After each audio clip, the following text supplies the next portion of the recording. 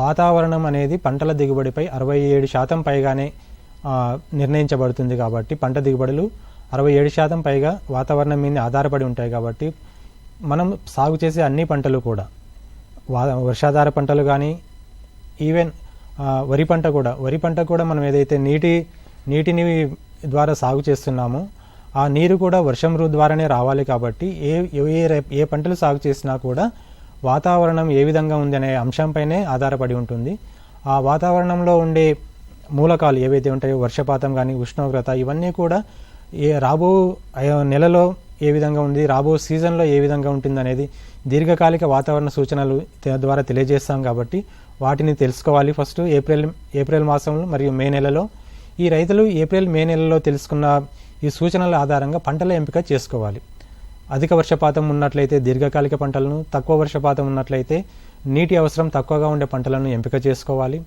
అదేవిధంగా దీర్ఘకాలిక వాతావరణ సూచనలతో పాటుగా ప్రతి నెలలో కూడా నెలవారీగా వాతావరణ సూచనలు ఇవ్వడం జరుగుతుంది, వారం వారీగా ఇవ్వడం జరుగుతుంది, వారంలో 2 సార్లు ఇవ్వడం జరుగుతుంది. కాబట్టి వీటిని ఆధారంగా చేసుకుని రైతులు తగు సూచనలు రియల్ టైంలో అంటే ఈరోజు వాతావరణం ఏ విధంగా ఉంది, రేపు ఎలా ఉంటుంది, వచ్చే వారం ఎలా ఉంటుంది, దానికి అనుగుణంగా పంటలను సాగు చేసుకోవాలి. పంటల్లో యాజమాన్య పద్ధతులను కూడా మార్చుకోవాలి. వర్షం వస్తుంది అన్నప్పుడు రసాయన ఎరువులను పిచికారీ చేయడం కొన్ని రోజులుగా పోస్ట్పోన్ చేసుకోవాలి. లేదా వర్షం రావట్లేదు అన్నప్పుడు రసాయన ఎరువులను అడుగు మందులను వేయకూడదు. ఎందుకంటే ఆ సమయంలో నేలలో తేమ ఉండదు కాబట్టి అటువంటి సమయంలో అడుగు మందులను వేయకూడదు. అలాగే నేలలో ఎప్పుడైతే తేమ ఉంటుందో అప్పుడు మాత్రమే రసాయన ఎరువులను వేసుకోవాలి.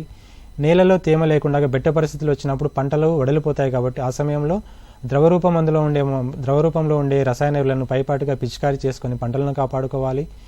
వీటి ఉష్ణోగ్రతలు మరియు వర్షపాతము, గాలిలో తేమ ఈ 3 కూడా తెగుళ్ళు, చీడపీడల యొక్క ఉధృతిని అవే నిర్ణయిస్తాయి కాబట్టి వాటికి అనుకూలంగా ఏ విధంగా వాతావరణం ఉంది, ఏ రకమైన చీడపీడలు, తెగుళ్ళు వచ్చే అవకాశం ఉంది, వాటిని ఏ విధంగా నివారించాలి, తక్కువ ఖర్చుతోటి ఏ విధమైన యాజమాన్య పద్ధతులు పాటించి వాటిని కంట్రోల్ చేసుకోవాలి లేదా నివారించుకోవాలి అనే అంశాలను ఈ వాతావరణ ఆధారిత వ్యవసాయ సూచనల ద్వారా ప్రతి మంగళ మరియు శుక్రవారం వ్యవసాయ విశ్వవిద్యాలయం తరపున ఇవ్వడం జరుగుతుంది. కాబట్టి రైతులు ఈ సలహాలు, సూచనలు పాటించి ముందుగా ఖర్చులను తగ్గించుకోవాలి. ఈ మారుతున్న వాతావరణ పరిస్థితులకు అనుకూలంగా మనం కూడా మార్పు చెంది అనుకూలంగా వాతావరణానికి అనుకూలంగా ఏ విధంగా అయితే వాతావరణం ఉంటుందో దానికి అనుగుణంగా పంటలను సాగు చేసి అధిక దిగుబడులు పొందడానికి మన వంతు కృషి చేసి ఈ వాతావరణ ఆధారిత వ్యవసాయ సలహాలు, సూచనలు పాటించవలసిందిగా విన్నవించుకుంటున్నాం.